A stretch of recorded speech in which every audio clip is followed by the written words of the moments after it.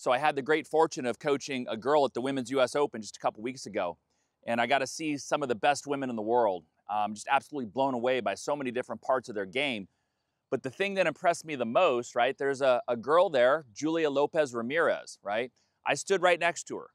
She's 5'7", maybe, 135 pounds. She averaged 303 yards at Erin Hills, and the next closest person was 30 yards behind her, okay? And I want to take a look at her, right, because I got some great video of her swing, and you would never know she's hitting the ball that far. And I've been on a quest to hit the ball farther, as probably I know a lot of you are on a quest to hit the ball farther. So I was really intrigued by how this girl could generate all that clubhead speed. I mean, she's literally, I'm swinging as hard as I can. I'm 6'1", 185, and she's still hitting it way past where I hit it with less effort, a shorter swing, and a much smaller frame. So she's very impressive. PGA Tour-wise, there's a guy out there named Aldrich Potgieter. That's the longest hitter on the PGA Tour now. He's 326 yards. Their swings are very, very similar. So let's go ahead and take a look at both those golf swings and see why are they so powerful. All right, so there's her swing, right? And I was right there taking the video, and I'm watching the Trackman leaderboard, and it's tracking this ball speed at 168 miles per hour. Right? And she was in the final group on Sunday. This girl can play too. She doesn't just hit it long, and you know, she didn't play well. She didn't win on Sunday, but she got to the final group of the US Women's Open. Like I'm saying, probably was guessing around 5'7", 135. But check out this snap at the bottom. I mean, really just unloading all those angles so quickly out of her hands and wrist. I mean, it's just amazing that she's hitting it that far. I mean, farther than I hit it, for sure. And looks like way less effort. So there's definitely a hidden snap that's occurring in her hands and wrist that we're going to show you how to do in just a second. So now we have Aldrich Potgieter. Hope I'm not butchering his name. Longest on the PGA Tour this year.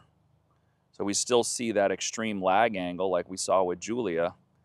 And then watch how much he's unloading all those angles and how quickly that happens. So that position there is really where the key is being able to get your wrist unhinged and get all that energy out to the club head. And that's exactly what we're going to show you next. We're going to show you a great drill that'll help you do that. So it's not about holding these angles coming down. It's about being able to get out of those angles, okay, as quickly as possible. That's what's going to give you this look coming down, which I tried for years to do, and it slowed my swing down. A lot of my students try. It's really not making it go faster, okay? So it's actually looking at it on this end.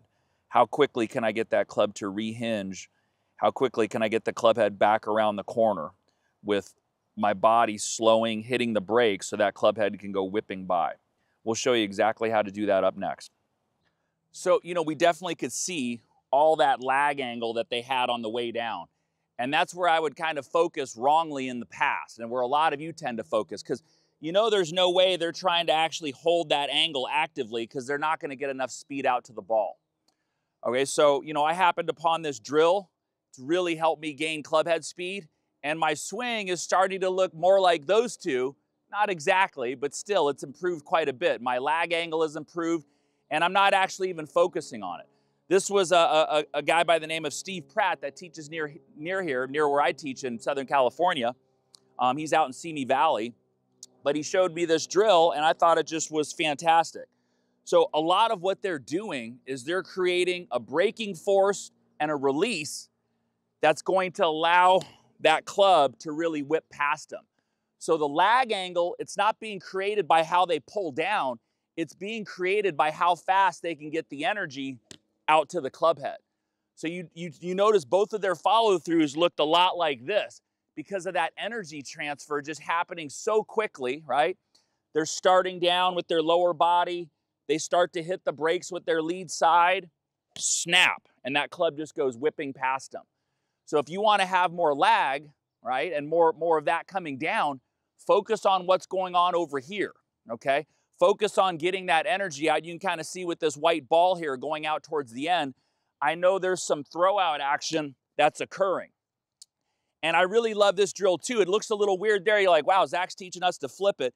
It's not a flip. Think about it with a driver, right? If I had a driver, which I'll hit one here in a second, that really helps to create an angle of attack that's positive and upward, and it creates a ball flight that's turning over right to left, something that both those players do extremely well.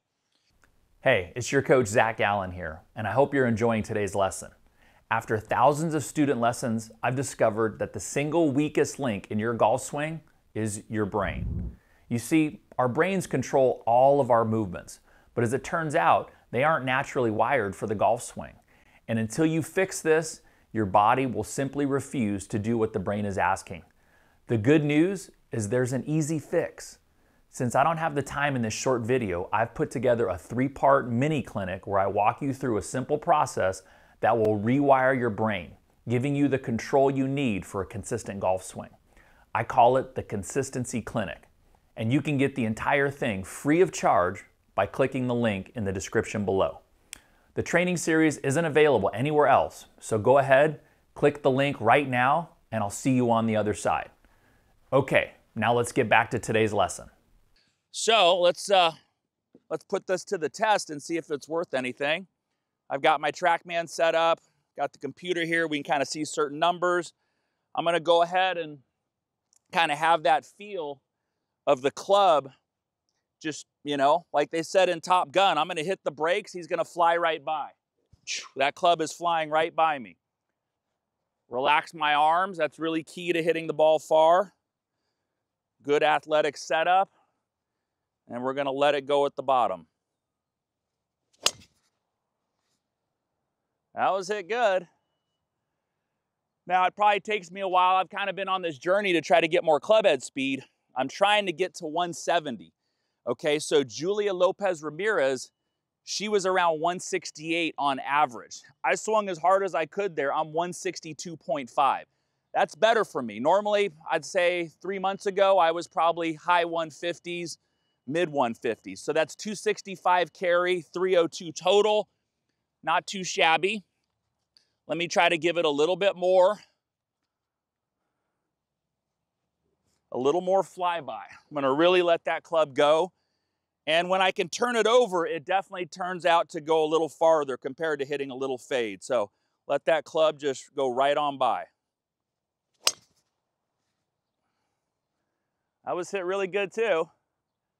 I'm swinging as hard as I can there, so obviously my form's and balance might not be perfect. 163.4 ball speed, 109.4 club, 268 carry, 305.6. So that's a good ball for me. If I looked at that again, I would probably try to hit up a little bit more in practicing that feeling, kind of feel like a little more that way, see if I get 2 or 3 degrees up, probably give me about another 7 or 8 yards.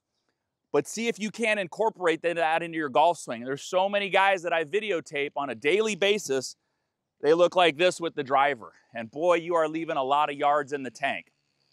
All right, we just turned the camera back on because I had a 166. So in case we get 170, that's been my goal now for a few months.